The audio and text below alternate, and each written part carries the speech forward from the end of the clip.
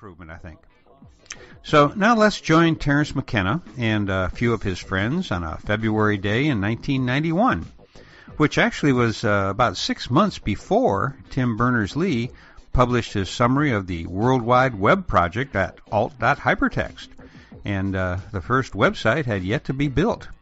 So back in 1991, these talks, and especially these talks by Terence McKenna, were our best and in some cases our only source of esoteric knowledge about such things as DMT. So let's listen.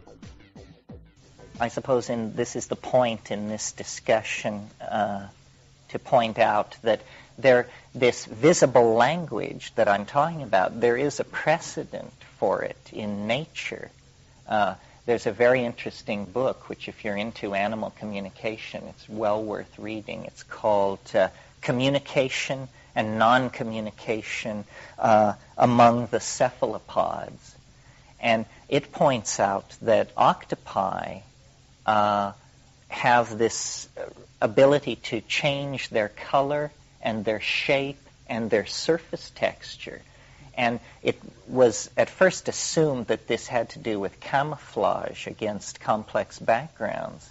But it turns out that it has nothing to do with that, or very little to do with that, that octopi communicate visually. And so, in a sense, the octopus is the model for the kind of future evolution of human communications that I'm suggesting we need. The octopus is, from the point of view of another octopus, a naked mind, an entirely naked mind, because it does not transduce its thoughts into acoustical waves which move across space and are then reconstructed in a culturally sanctioned dictionary. It actually becomes its meaning. It translates syntax into 3 dimensions, and it dances its intent. And the soft body of these creatures allows them to fold and unfold and reveal and hide parts of themselves very rapidly. As fast as we can make speech, they do this. And so this is a potential model for how human beings might communicate. After all, if we were simply naked minds, I imagine us as existing as somewhat filamentaceous creatures in a semi-aqueous cybernetic medium, with us displaying our syntactical intent on our surface. You would become what you mean in that case. And the octopus does that. The reason octopi extrude ink into the water is so that they can form a private thought. It's the only way that they're able to disconnect from the telepathic net. Well, the question is, what about the way ayahuasca is being done in America without icaros and ritual? I've never sat in on an American ayahuasca session. I know they occur in several different styles. The thing about ayahuasca that you have to be aware of, that is both a strength and a weakness of it, is that unlike mushrooms or peyote or iboga or morning glory seeds or datura, it is a drug in the sense that it's combined of 2 ingredients and made by somebody. Nobody makes peyote. Nobody makes mushrooms. But somebody makes ayahuasca. And it's like flan or something. It can be made badly or it can be made well. So the first issue is, how was it made? And the style of these more public ayahuasca circles is to make it mild. They don't want people swinging from the chandeliers.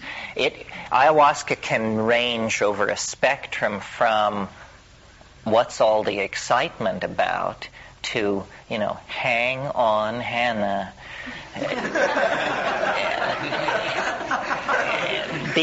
And so, it takes a bit of fiddling to get it right. As far as DMT is concerned, ayahuasca is driven by DMT. What made me go to the Amazon was I first encountered DMT in the underground in Berkeley in 1967, and I was absolutely amazed. I mean, I had already taken LSD, but for me and to this moment, DMT is just the most amazing thing in the universe. I mean, it shouldn't exist. It's impossible. And every time I do it, I come down and I say, this is impossible. I mean, to call that a drug? What a joke. I mean, it just masquerades as a drug. It's not a drug. That's preposterous.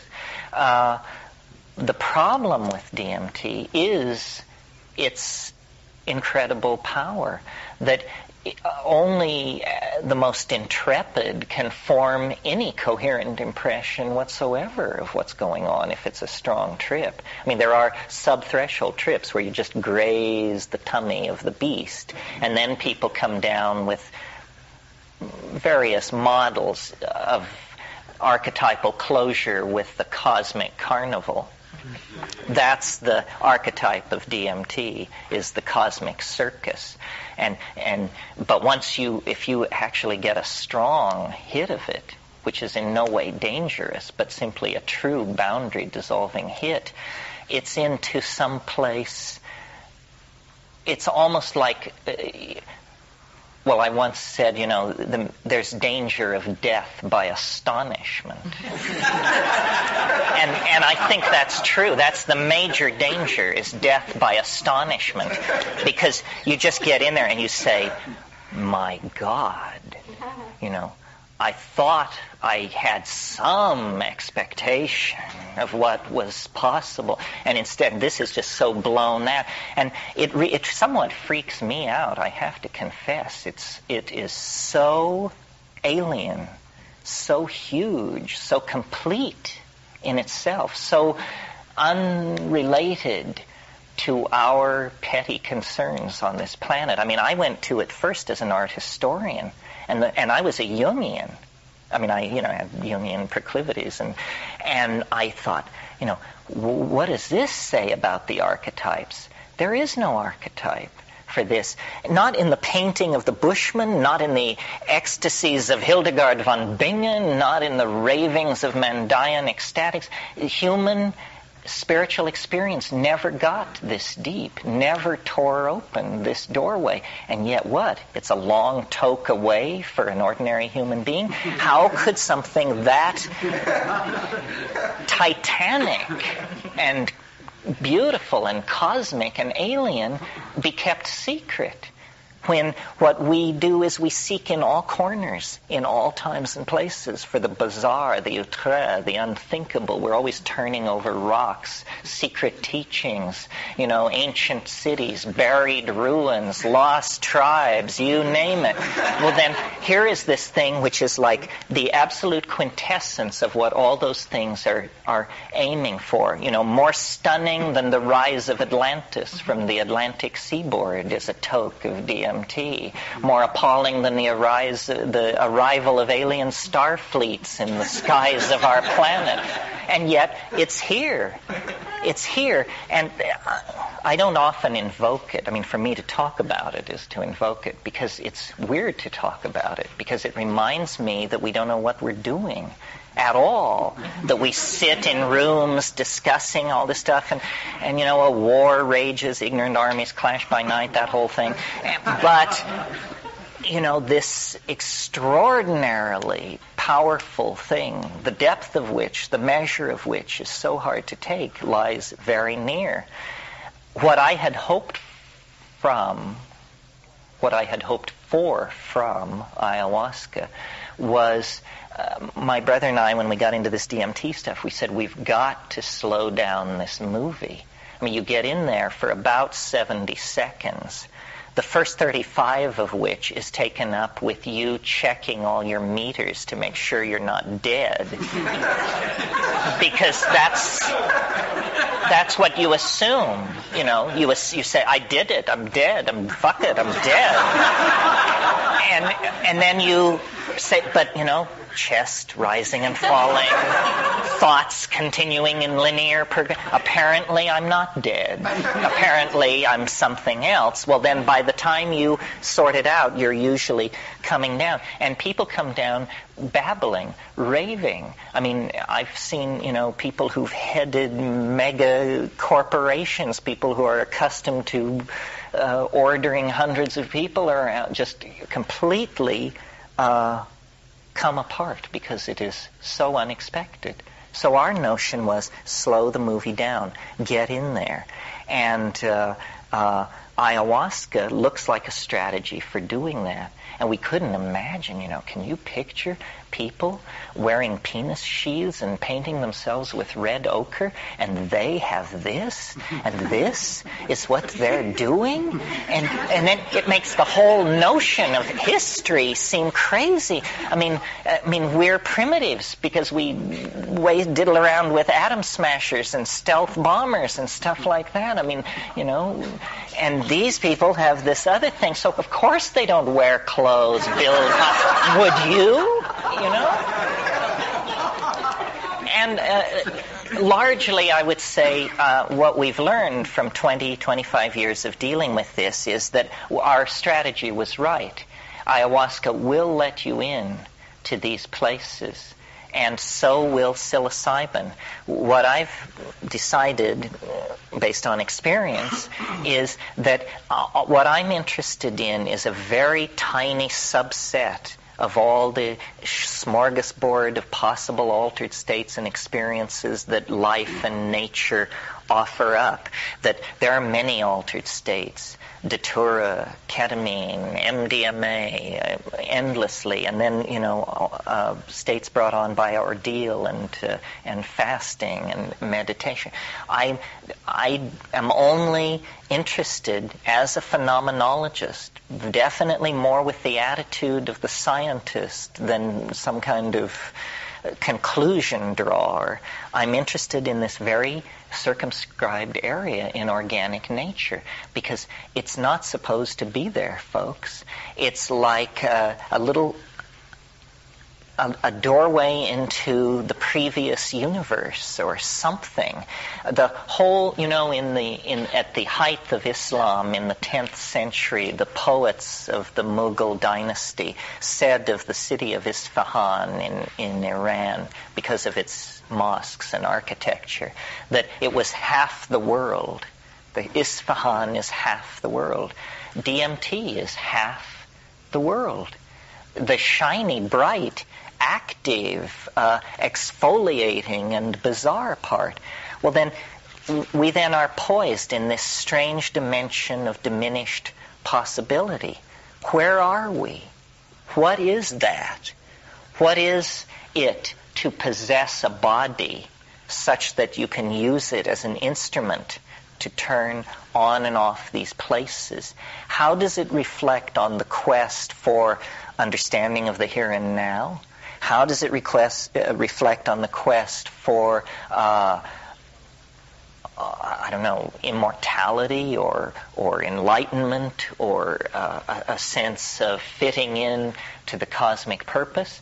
I don't know. I mean, one can play a reductionist game and say that the human brain mind system is an alarm clock, DMT is a hammer.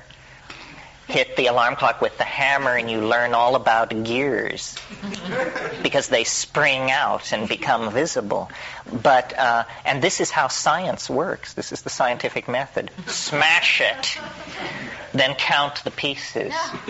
Find the bigger pieces. Find the littlest pieces. Smash them. Count the pieces. Find the little pieces. Smash them. That's how it proceeds. Well, obviously, that's not going to take us too far in this domain because it's entirely made up of structure, of connection, of relationship, of thought.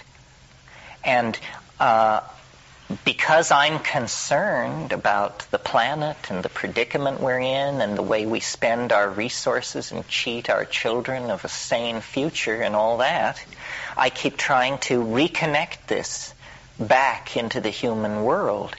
But I frankly don't know whether that can be done.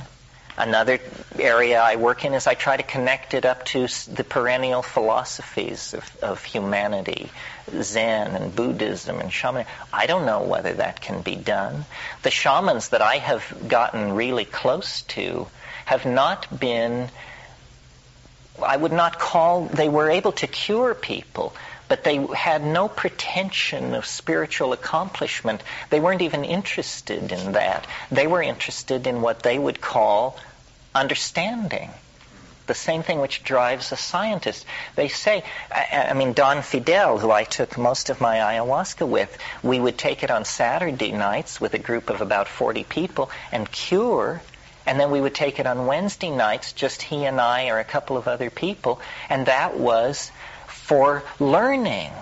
He always said, and he said, you can't cure unless you learn. And I felt very comfortable with these people because it from the outside it looks like ritual and taboo and power, and from the inside it's just, hey, let's all cook something up and try to figure it out. It was totally familiar to me from my days in Berkeley in the 60s. It's the head ethic. It's cook it up, try it out, try and make sense of it with your friends. And if we... You see, I think it's very disempowering to believe that somebody else has the answer and that your life consists of sorting out a bunch of options to try and find this person who has the answer. The generous point of view, the ecumenical point of view when looking at the world's religions and spiritual traditions is to say everybody has a piece of the answer. You know, the Buddhists have a piece, the Kabbalists have a piece, everybody has a piece. The mushroom on this subject is extremely ungenerous. It says nobody has a piece. It's just preposterous. You know, the reason the world doesn't make sense to you is because the world doesn't make sense to you. How could it? I mean, look where you're starting from. Where is it writ in adamantine that troops of monkeys should comprehend the architectonics of the cosmos?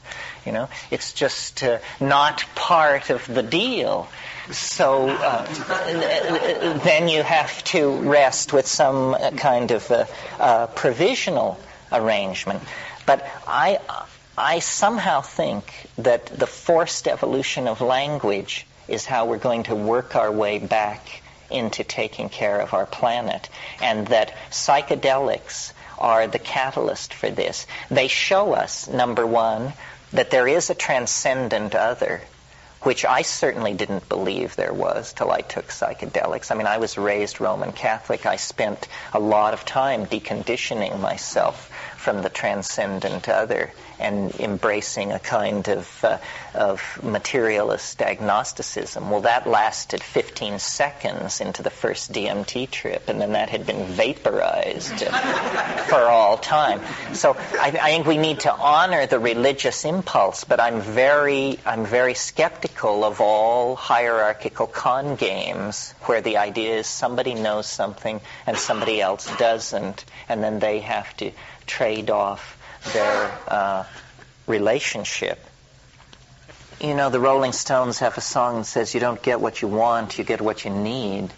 I don't think you're going to spend very long involved with these things at a deep level without scaring your socks off eventually. I mean, one of the great things about these psychedelic teachers is that they are so gentle with beginners. And then the flip side of that coin is they are so unforgiving with veterans. And I don't know. I mean, I have hard trips often. And the way I explain it to myself is, you know, I pretty much accept Rupert Sheldrake's notion of the morphogenetic field and feel like the psychedelics amplify the morphogenetic field of the totality. And, you know, why shouldn't I have difficult trips? The totality is in such a weird state of turmoil. I mean, you couldn't pay me to take 5 grams of mushrooms in the present circumstances, simply because I can feel the riptides in the historical dimension just churning everything into white water.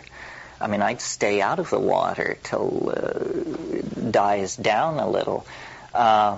Fear is a problem because, well, there are different reasons, but here's a reductionist reason. These compounds are CNS stimulants, and that means they're going to stimulate what's called the fight or flight reflex in the hind brain. One of the hardest things I think you have to learn to do is to discipline the hind brain. You know, to sit in a full lotus position, absolutely petrified with fear, and not do anything about it, except breathe and sing, you know. Paul Herbert, the other Herbert, the Herbert who wrote Dune, who is such a minor figure that I can't even remember his first name, Frank Herbert, he has a wonderful thing in there talking about fear, and he says fear comes like a wind out of the desert, and it blows through you, and all you can do is let it blow itself out. And you really can do this. You just wait. Fear is a kind of state of agitation of the organism that chemically cannot maintain itself very long. So wait it through. Then in terms of practical suggestions, sing. You must sing. I mean, it's terrible to have it sit heavily on you and to try and deal with it like this, you know, just crumple. You have to oxygenate your body. You have to begin moving energy through your body. You can sing your way out of most situations. That's the best advice. And you can breathe your way out of most situations. And it's a set of techniques. No, you're quite right. It's a set of techniques. They're very simple, but if you don't know them, you're in deep, deep water.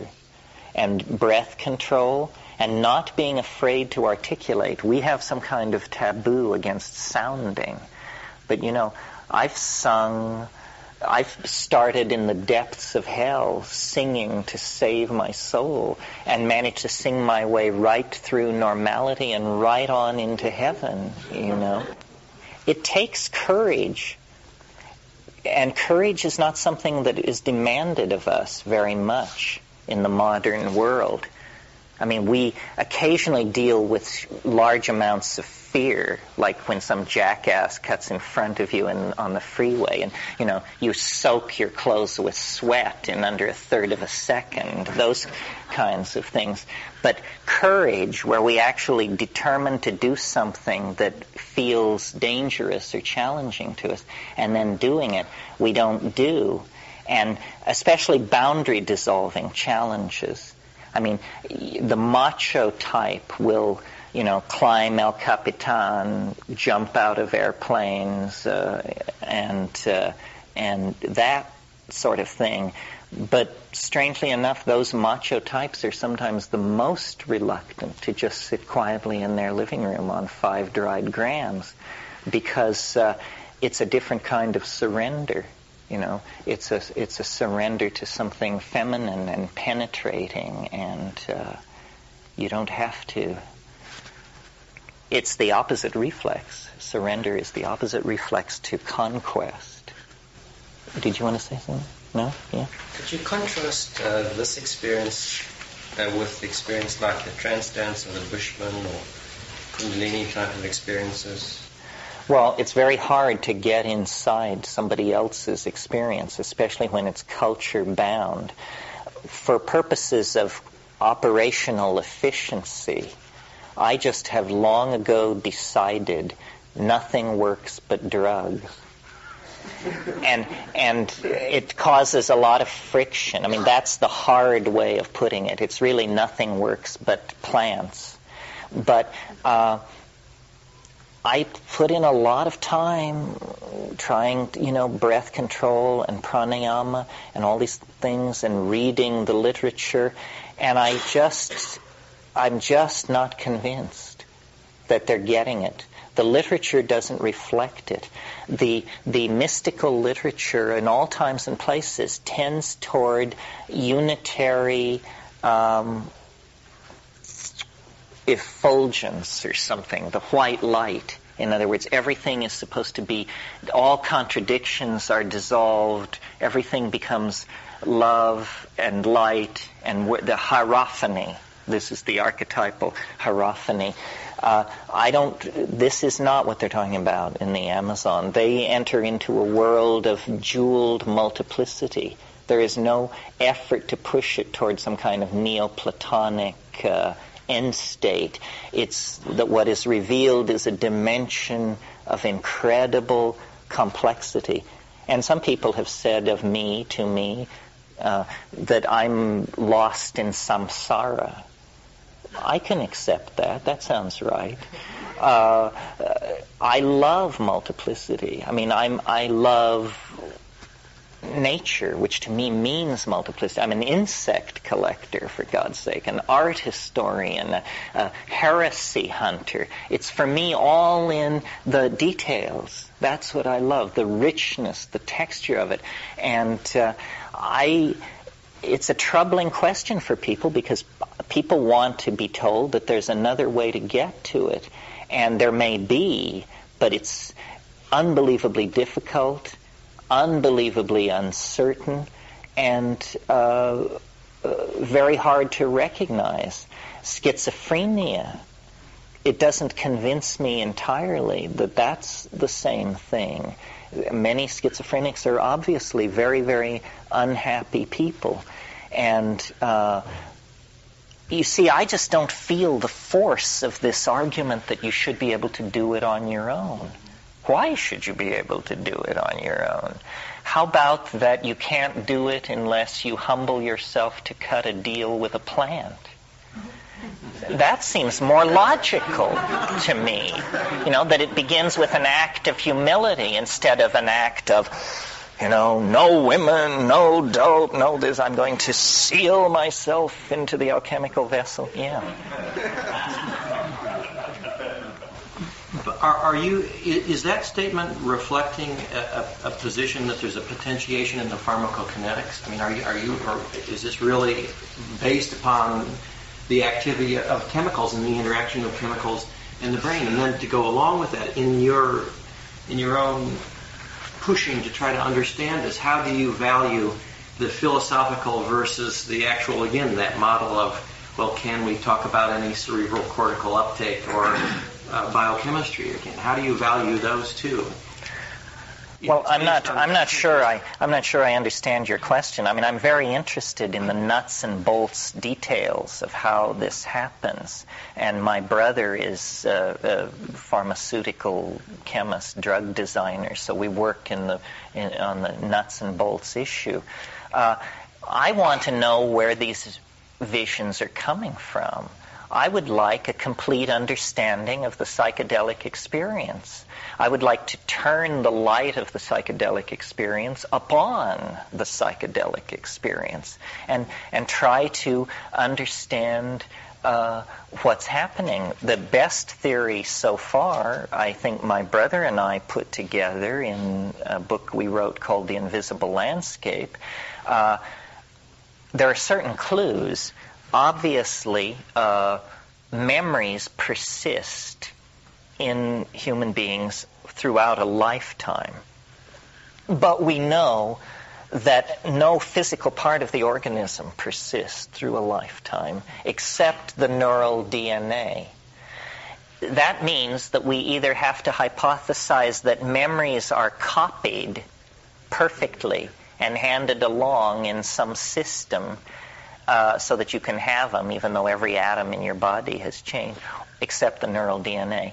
Or we have to hypothesize that they exist in the neural DNA, that memories are actually stored in the DNA. Well, no notion evokes such scorn from molecular biologists as this one, and they just rush in to set you straight in a hurry. And the first thing they tell you is, well, you've completely misunderstood the notion of information. You see, DNA stores genetic information. It stores codons. It stores these 3 amino acid sequences. To think that it could go from that to storing experience is just a complete misunderstanding of what is being suggested. We say, oh, well, then, so what's your explanation for the persistence of memory? Oh, well, we don't actually have one. We're working on that. Well, I think that the persistence of memory argues that the 90% of the DNA, which is not known to code for any protein or to have any, the so-called silent portions of the genome, which are about 85% of it is silent, somehow information, experience is being stored there. I mean, this is the Lamarckian heresy, because they said it fed back into the genetic part of the DNA. But there may be, in this one molecule, both genetic storage and epigenetic storage. Well, then when you look at these drug molecules that we've been talking about, the psychedelics, what you see structurally that they all have in common is they all have very reactive rings, benzene rings, usually built up on a pentexyl group, a 5-sided group in the middle. They're extremely reactive molecules. Okay, it was discovered in the 1960s that there's a phenomenon that nobody knows why it happens called intercalation. These drug molecules, if we could blow one up to this big, it would be thin.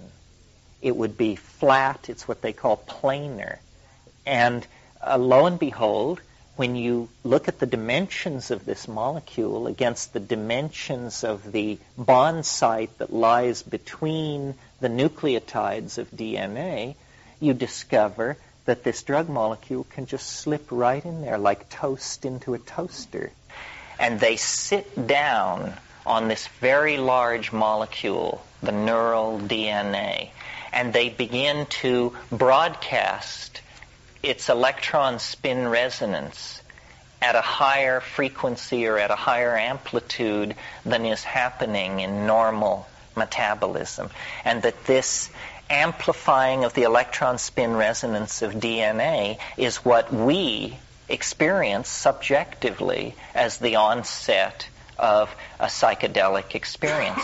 Well, now you see this gives cogency to what we're talking about here, because it shows that there is a real material mechanism in the core of ourselves which is relating to this molecule, and then all this information is flowing out. So we're beginning to create a coherent map appealing to the material mind of how these things may work to transduce higher cortical experiences. Obviously, the mind-brain system can be thought of as like an automobile, in the sense that there are always fuel efficiency modifications and design modifications that are possible to imagine, which would make the whole system work better.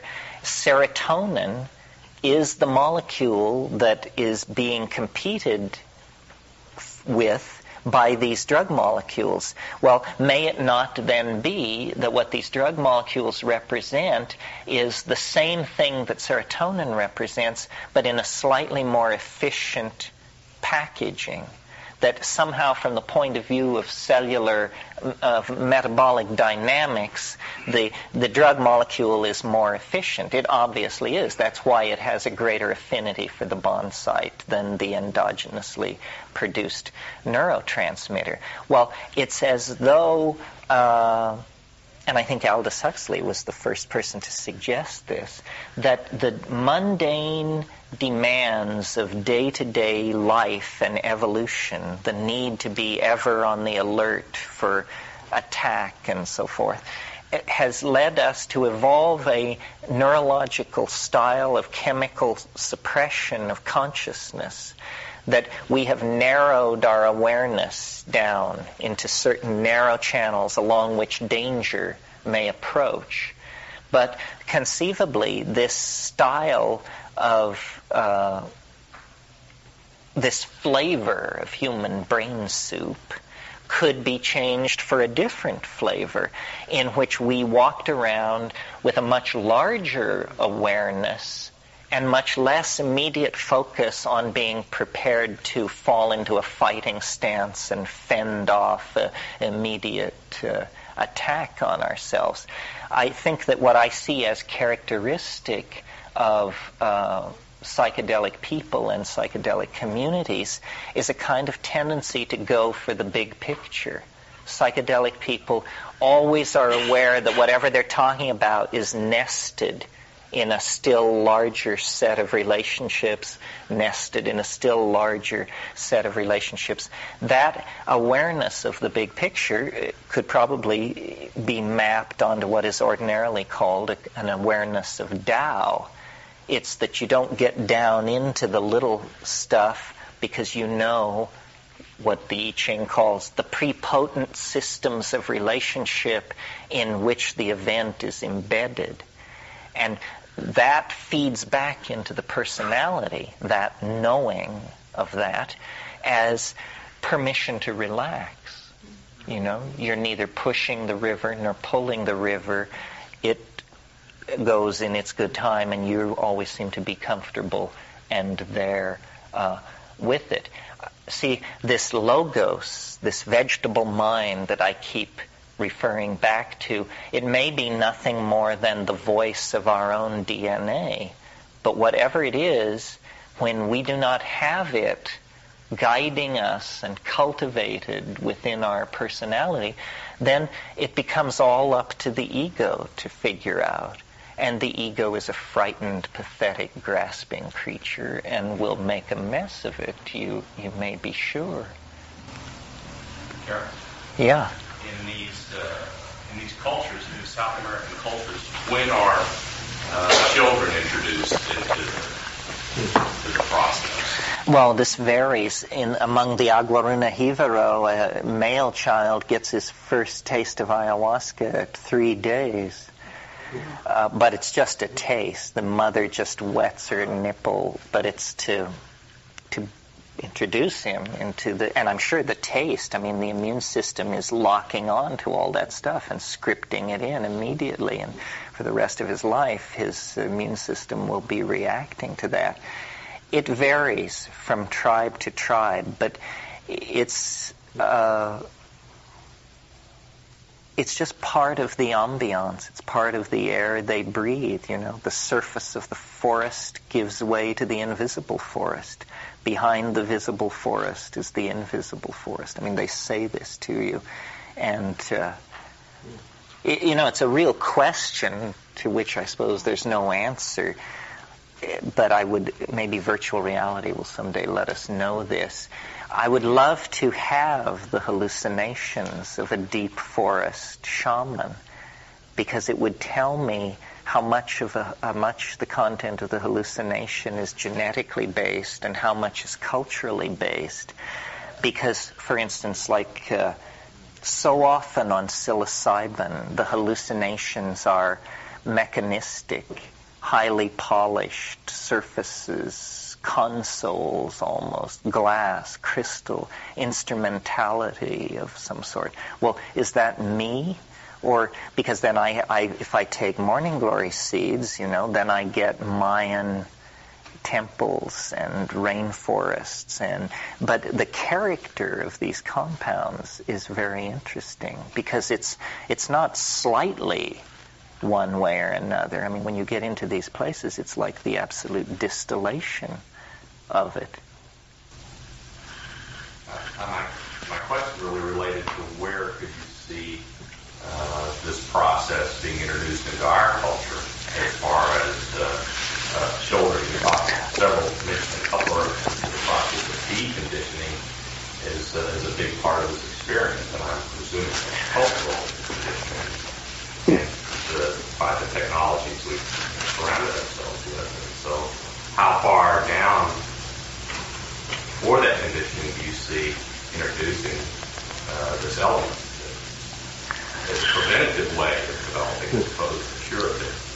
Well, that's an interesting question. I've thought about the issue of psychedelics in children, but mostly from the point of view of an initiation into the full spectrum of possibility that comes at puberty. That's where you are inducted into the sexual universe. You might as well also be given the full set of options. I think that if the society is psychedelic, you don't need to particularly radically restructure it. It will restructure itself. So what's important for me in these Amazonian societies is that everybody gets together and frequently does it. And the children are there as well. At the Bridge conference at Stanford 2 weeks ago, there was a women's panel about women and psychedelics. But, my God, this is such edge stuff. I mean, psychedelics are edgy enough. And then you add in the issue of giving them to children. Anyone willing to stand up and say they think children should be given psychedelics is in real danger of having their children taken away from them. And that's the kind of society we're living in if push came to shove. So it's touchy. You mentioned a little while ago about timing of taking something like mushrooms. What kind of circumstances or things you weigh out to determine when you would want to go into an experience? The basic rule is I think of it as diving. So the surface of the water should be calm before you undertake diving. And that means, just a certain amount of psychic turmoil has to be pushed to the walls. This is maybe hard advice to hear because many people maybe take psychedelics at the height of psychic turmoil as a way of finding their way out of it. I've done that too, but I'm too old for that malarkey now. If I've got psychic turmoil, I'll just sit with it now. Yeah. Is ayahuasca just a better delivery system for DMT than smoking? Is that why it's used? Because when you try to smoke something, it's harder to tell how much you're getting? No, it's not that it is a better delivery. It's slower. Ayahuasca, you can actually make sense of it. Ayahuasca and mushrooms are very interesting in their contrast because they... The amazing thing about the mushrooms, the unique thing about them, is that they speak. They speak English. They talk to you. They will answer questions. They will carry on conversations, so forth and so on. No other thing in my experience speaks not like that. I mean, there may be at the height of some crazed trip, some brief something or other. But psilocybin just pulls up a chair on the porch and puts its feet up, And ayahuasca does not do that, at least in my experience. The language of ayahuasca is visual. The front of your head becomes like a cinemascopic camera. After a good 5-hour ayahuasca trip, you just feel like your eyes must be bugging out of your head. I mean, it's like going to Madison Avenue with money. You have done so much looking. Just look at this. I mean, your eyes hurt from so much looking because it speaks to you in this visual language, and it barely ever makes a sound, and certainly no linguistic sound. So why these things have this different presentation? And then, of course, the thing about DMT that I should have mentioned that is the most astonishing, appalling, and the definitive characteristic is that for a lot of people, myself included, you burst into a place that is absolutely swarming with some kind of intelligent life. I mean, I call them self-transforming elf machines. It's definitely an elf place. And, you thought you were going to get the white light, or you thought you were going to get an Huxley-esque aphorism on form and void. And no, you got 16 elves trying to climb inside your clothes in this broom closet in hyperspace that you've broken into. Very odd. And my personal model of all this is that it's a series of concentric shells. And I really think that the DMT flash is the deeper level, that all psychedelic experiences lead into this elf-infested, dome-like, backlit space.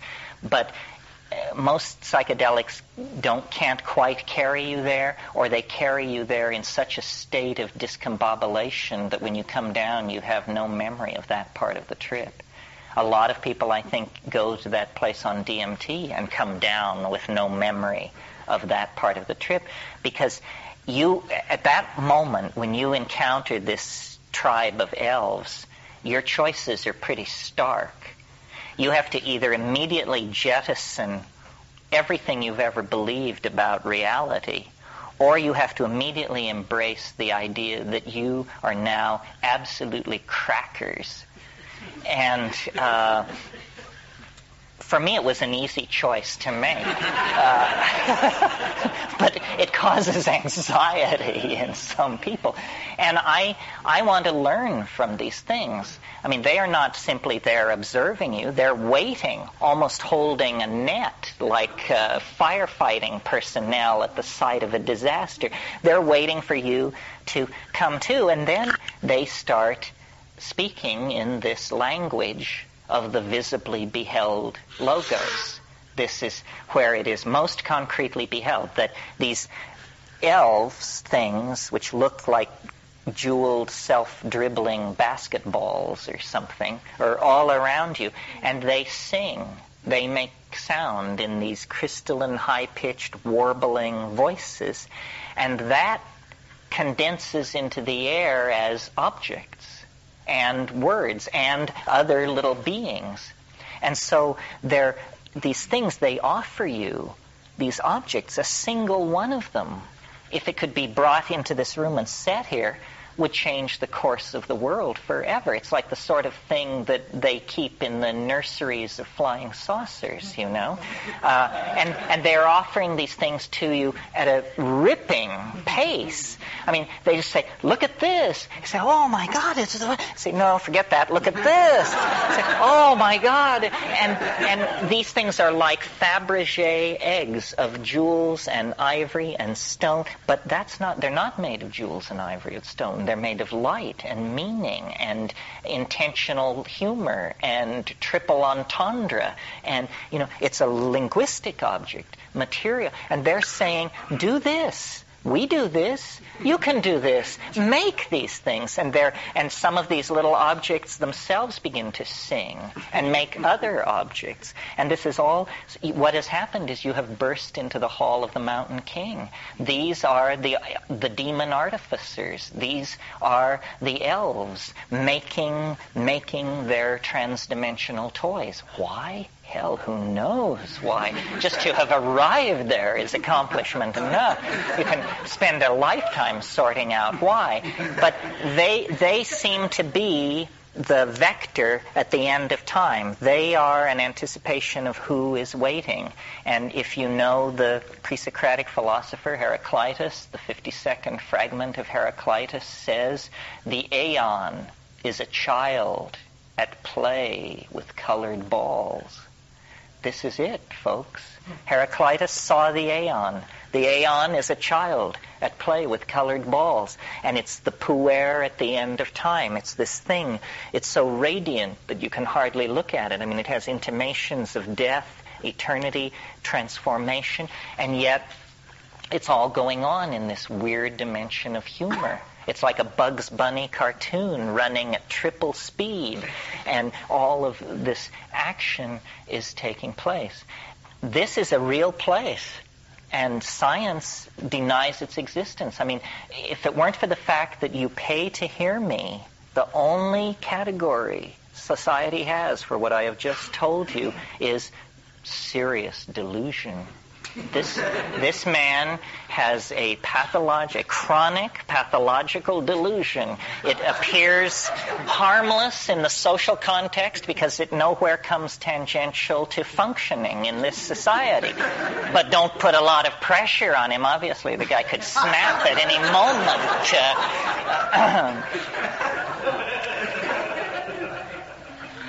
Yes. Are morning glories just morning glories? Seeds? Is this a test? Maybe the plants and the flowers?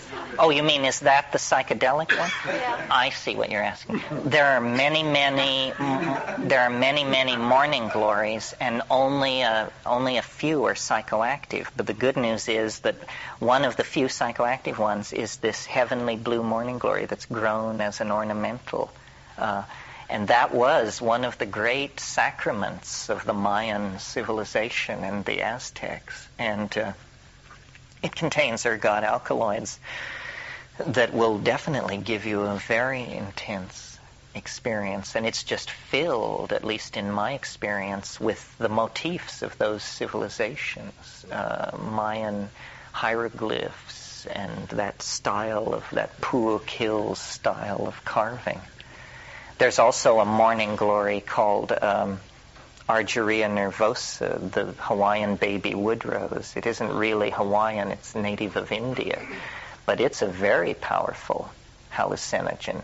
And interestingly, it has no history of human usage. No Aboriginal group claims it. This is one of the things I'm kind of interested in, is why one psychedelic plant will have thousands of years of devoted use and another nobody will have ever had anything to do with. Hawaiian wood rose is really quite a puzzle because per unit volume, it's probably the strongest psychedelic there is. You only have to eat about 6 seeds of that. And it does have a cardioactive glycoside that will put your heart through its paces, so be aware of that. I took that one time, and I had this long, extended hallucination based entirely on the theme of sea urchins. I was in this vaulted space that was clearly the interior of a vast sea urchin, and these purple tit-like protuberances were on all the walls and on the floor, and a coach with 6 white horses was being hauled through the space, a coach shaped like a purple sea. It just didn't make any sense at all. You know? So do you, the seeds that come in the package? You have to be careful with those because they've dipped them in a fungicide to make it impossible for you to get loaded on them. So what you have to do is grow them out.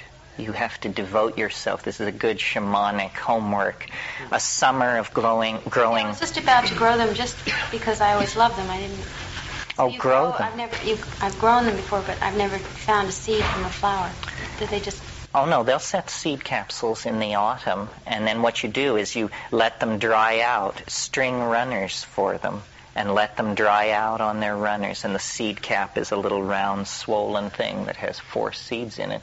And then gather all this string and dried morning glory and stuff like that, and put it in a big paper bag, and close the bag and beat on it, and all the seeds will detach from the thing, and then you can just pour out a bunch of these seeds.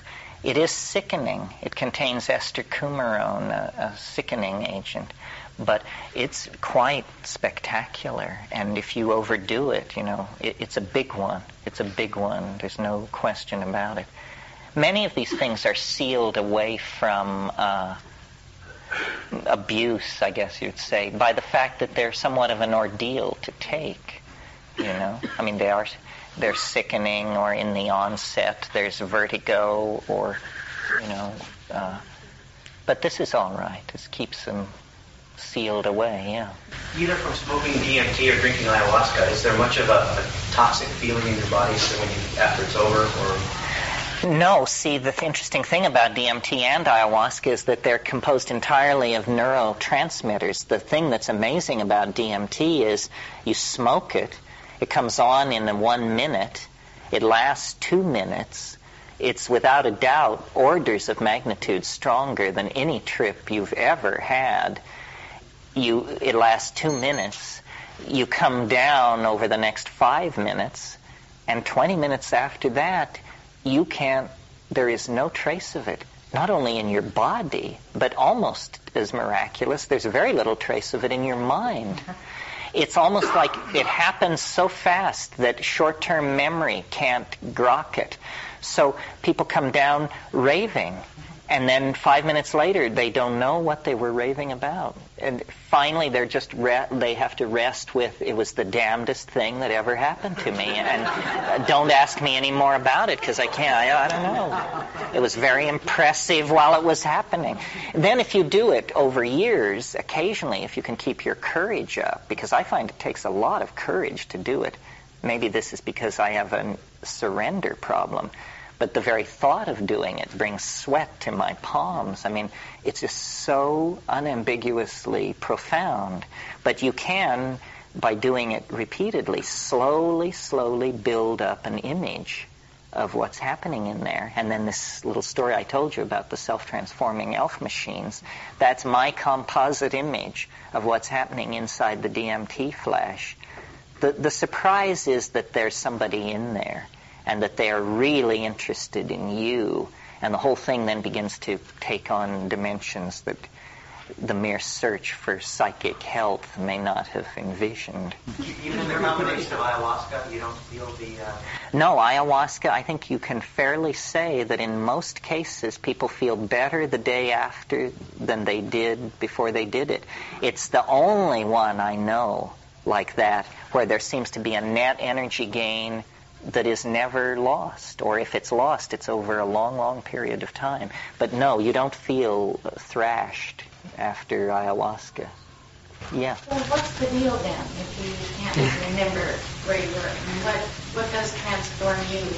You come down, you may not be able to say where you were, but you come down absolutely convinced that you've passed through some kind of cleansing fire. There's no doubt that the dross of some aspect of you has been burned away. And it isn't, you see, you come down in a series of declensions.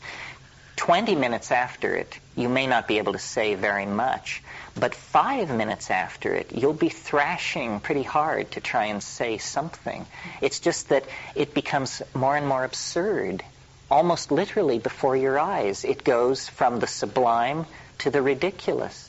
I mean, you go from having the message, which if you could but deliver it, would lead all mankind to glory, to forget it. Over here. The primitive cultures in the Amazon you were with, did they ever take ayahuasca as a group? And you mentioned before that a person, when they do it solely, has a song. Did they ever do it in a group where a group had a song? And I'm wondering what that might be. Yes, they did. There were songs that are culturally sanctioned icaros as well, that everybody knows, and then people develop their own icaros off of that. So, yeah, the people we were with, we would get together in groups of about 30, and I would say a third of the people would be there with a physical complaint of some sort, in other words, to be cured. A third would be there to learn, meaning to trip for tripping's sake. And a third would be there because it was the most interesting thing going on in the neighborhood, and they would just hang out. Would that be quite an experience of kind of like undeniable unity you all would experience at that time? We took it pretty much for granted, but considering how much trepidation I would have if I were to take ayahuasca with 30 of you chosen at random, we thought nothing of it, you know, and we were a pretty tight group. The shaman insisted that Kat and I move in with the village, that we were not to come and go from the little town nearby. And so we were part of things 24 hours a day for 5 weeks. And I love ayahuasca people. I think ayahuasqueros are unique people. They have a quality. You can hear it in their voice, actually, that they have attained some kind of authentic status of being that the rest of us are striving toward. Yeah. I'm just wondering about if you identify a difference between curing and healing. The people who were coming for cure were coming for physical cure, presumably. And healing you may have even while you're physically dying. True. I'm just trying to sort of see what you meant by cure. Well, these categories are not so rigid in the Amazon. For instance, a lot of what they think of as physical problems, we would think of as psychological problems. For instance, a big problem that a lot of Peruvians have is a disease called susto. But only Peruvians get susto. And what it is it's basically bad luck. You know, it's when things go wrong and won't go right, and then people will say, "Oh, you have susto. You better do something about this." And so there's a lot of curing of that kind of a condition, and then there's a lot of like what I would call fairly insightful minor psychotherapeutic intervention. I mean, I remember one woman, fascinating woman. This woman was beautiful. And she was from way in the woods, and she had this amazing voice. And her complaint was an ulcer.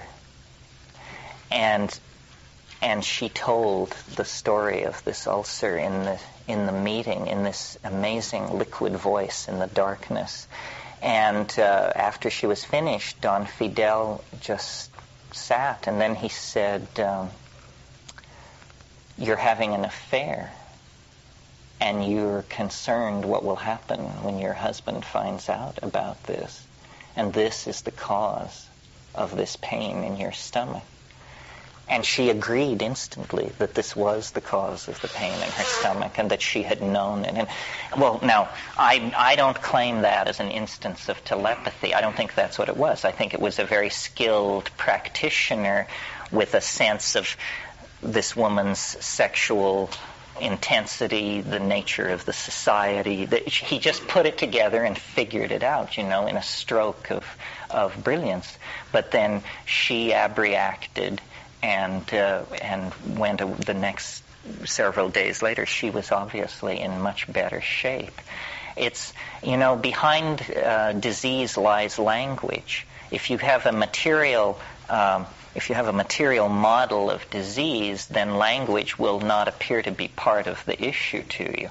But spending time with these people in the Amazon, everything is about language in a society where magic rules, because magic is the domain of human concern in which language is empowered, in which will becomes a force that can strike you dead, So in these societies where magic is happening, language becomes everything. And you can cure somebody by simply telling them that you're going to, and then acting as though you had.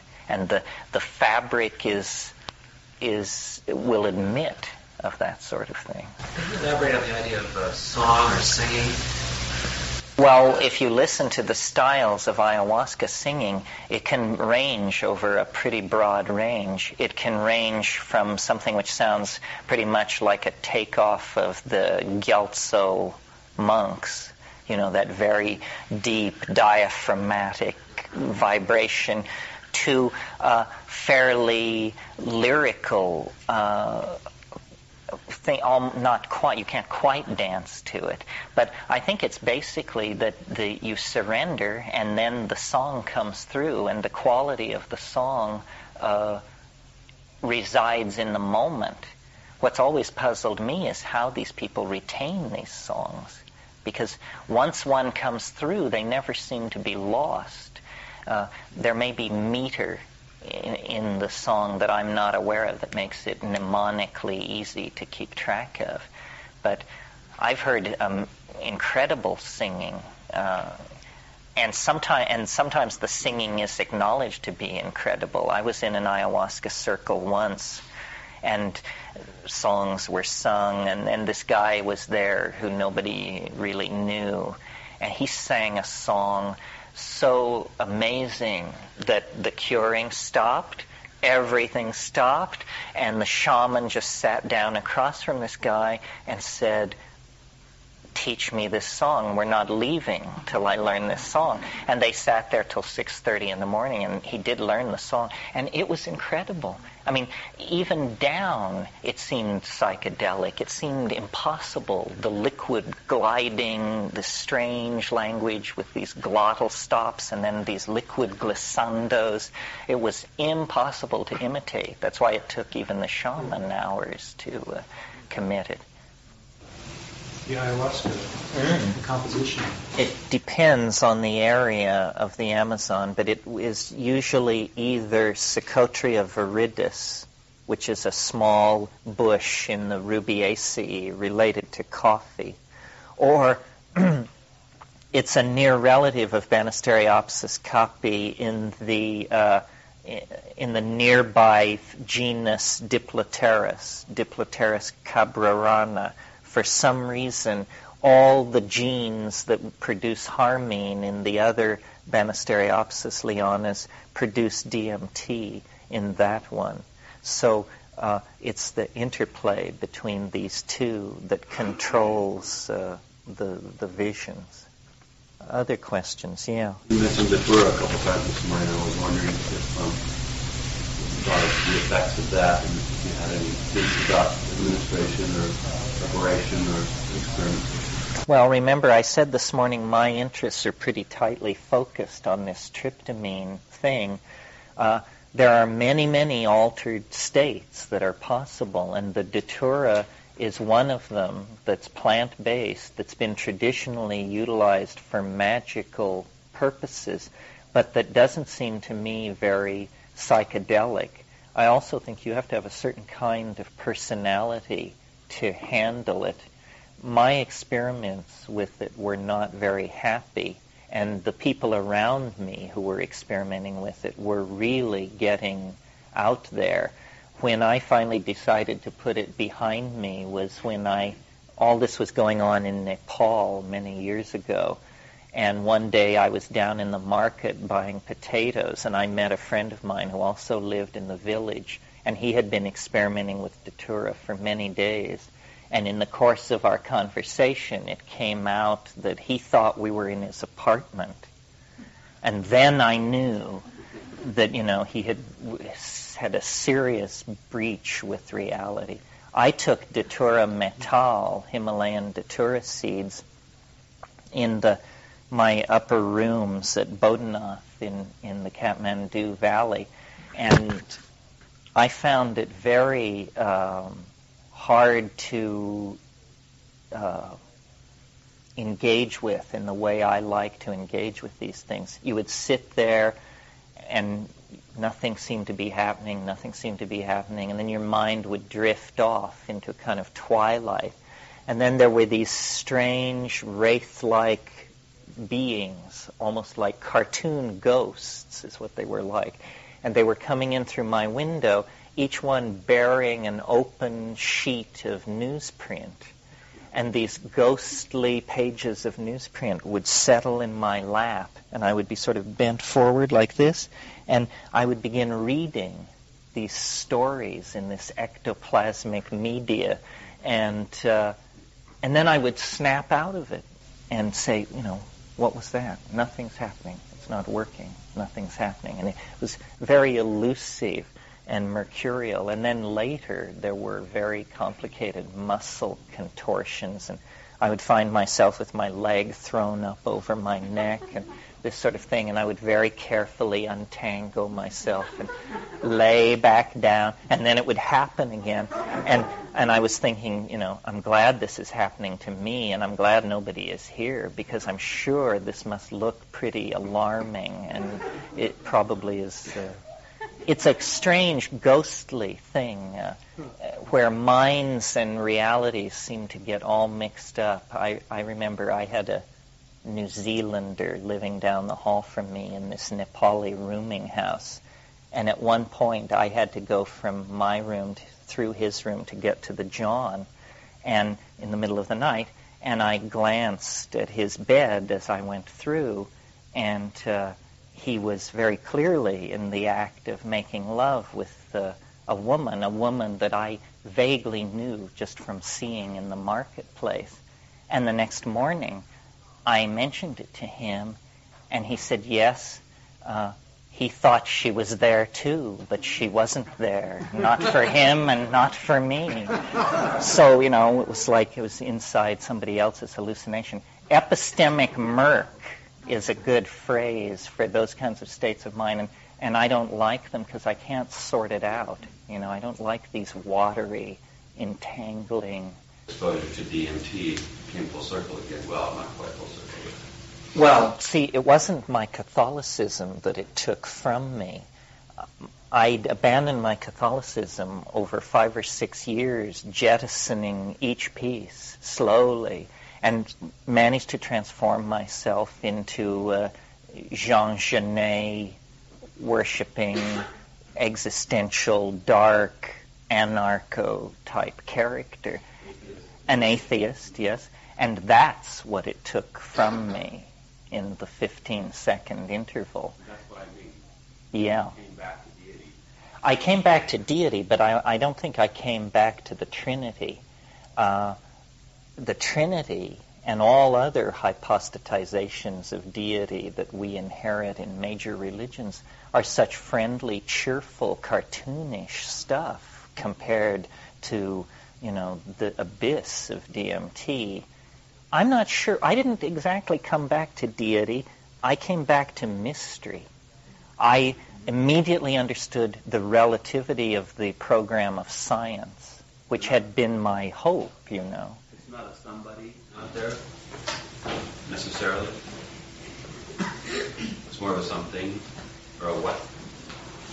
You can't tell because we cast such a large shadow on what we're looking at. In other words, if information begins to unfold in your head suddenly, new stuff that you've never thought, so quickly that you have to go, If I were to ask you then, what's happening? You would have to say, I'm having a conversation.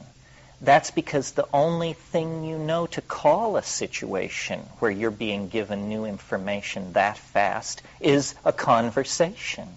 But maybe this isn't a conversation. Maybe this is accelerated learning that appears to be happening so fast that it's like a conversation. I also notice in myself a weird thing, which is the longer it's been since I've taken something, the more conservative my position will be.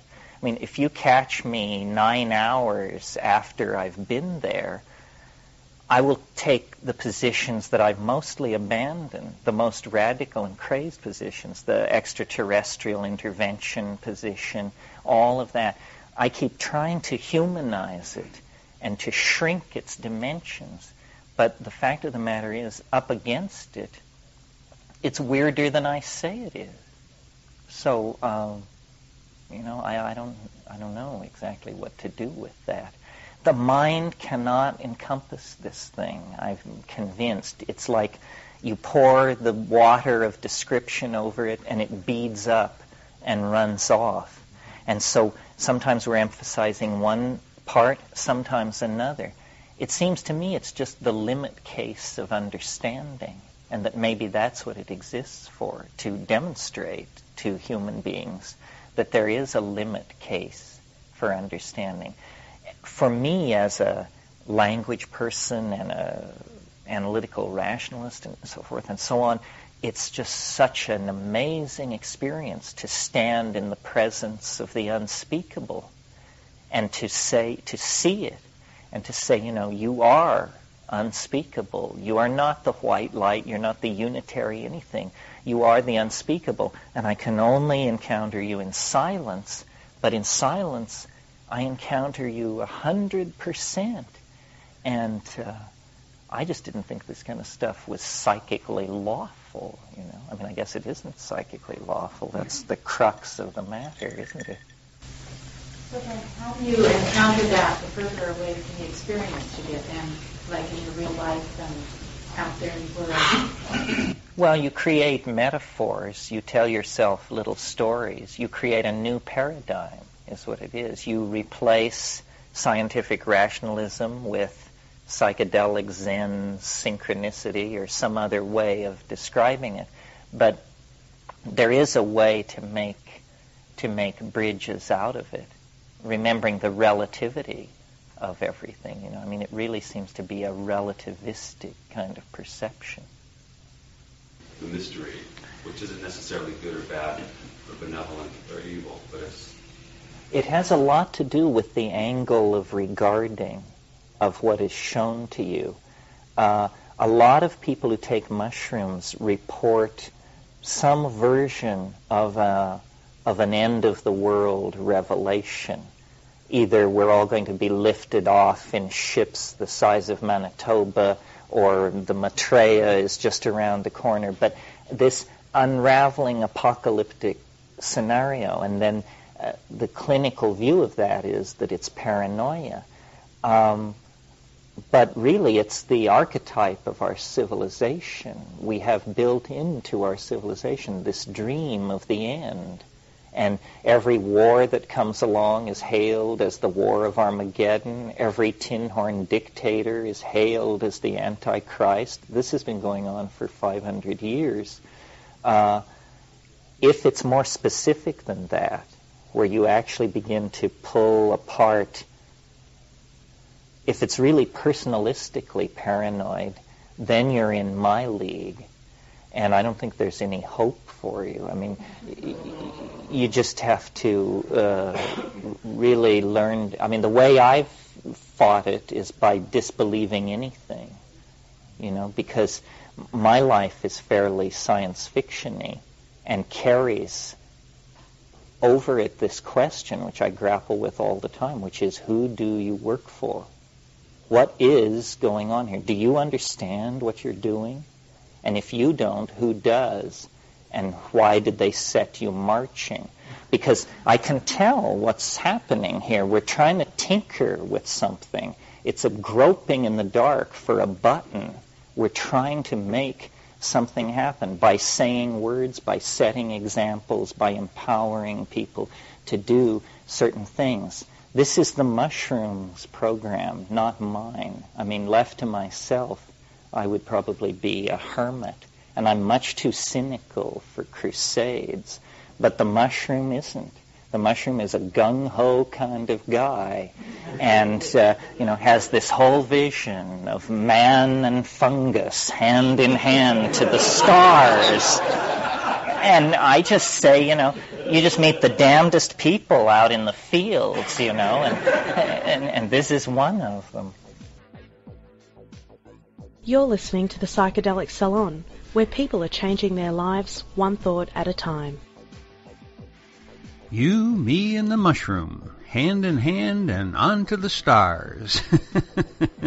Now, if that isn't poetry worthy of an Irish bard, I don't know what is.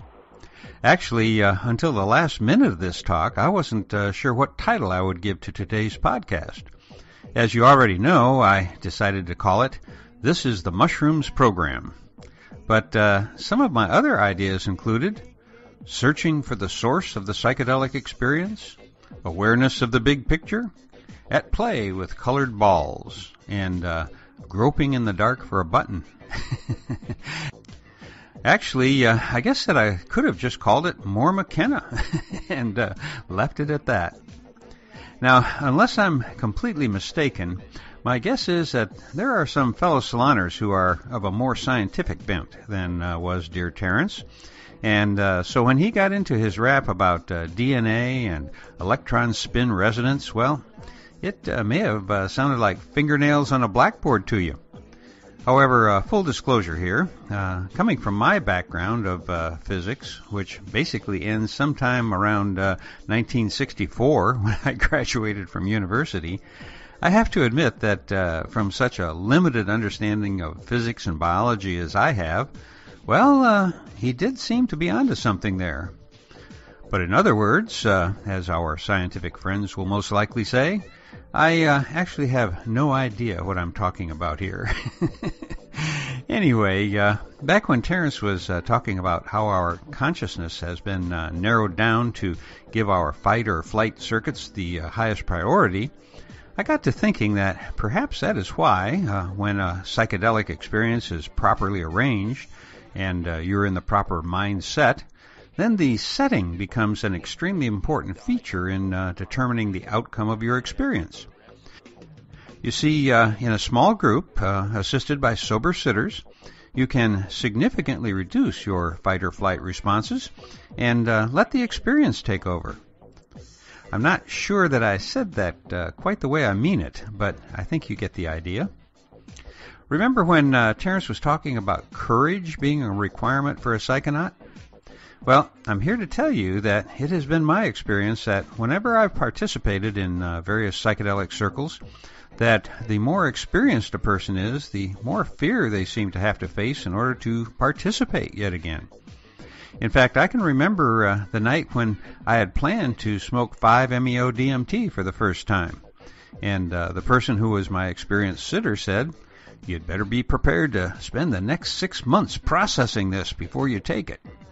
Well, I backed down that night and went out to Arrowwood the next day to learn more about it before my first experience, which actually took place several months later and was an extremely pleasant one, I should add. So please don't let peer pressure force you to have a psychedelic experience before you are fully ready. This is a really big deal, in case you haven't already figured that out. A psychedelic experience can often be a life-changing one, so don't treat it casually. We don't want any more casualties.